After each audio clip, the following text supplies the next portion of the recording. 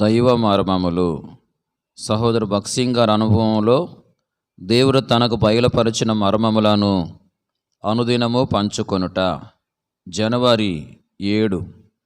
ఈరోజు వాక్య భాగము, మన సంతోషము పరిపూర్ణమౌటకై మేమీ సంగతులను వ్రాయిచున్నాము.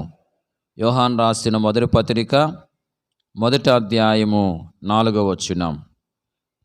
దేవుని వాక్యం యొక్క గూఢమైన మర్మములు మనకు బయలుపరచబడినప్పుడు మనలను బలపరచునట్టి సంతోషము మన హృదయములను నింపును.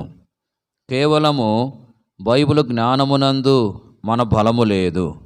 యేసుక్రీస్తు ప్రభువు తానే పరిశుద్ధాత్మ ద్వారా తన వాక్యమునందలి మర్మములను మనకు బయలుపరచునప్పుడు మనము బలపడుచున్నాము.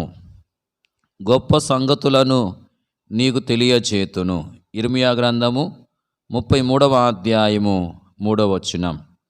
ప్రేమగల మన రక్షకుడు తన జీవవాక్యమును మనకు తెలిపినప్పుడు అదే మన బలము కాగలదు. మనము ఆయన వాక్యమును ధ్యానించున్నప్పుడు దినదినమునకు అధిక పరిమితితో ఆయన తన్ను తాను మనకు బయలుపరుచుకొను కొలది అదే పరిమితిలో మన సంతోషము కూడా అంతకంతకు విస్తరించుచుండుట మనము కనుగొనగలము. మనము ఆయన కొరకు కనిపెట్టుచుండగా అనుదినము ఏదో ఒక క్రొత్త సంగతిని ప్రభువు మనకు ఇచ్చుచుండును.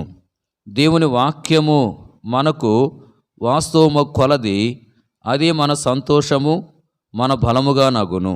Praise the lord.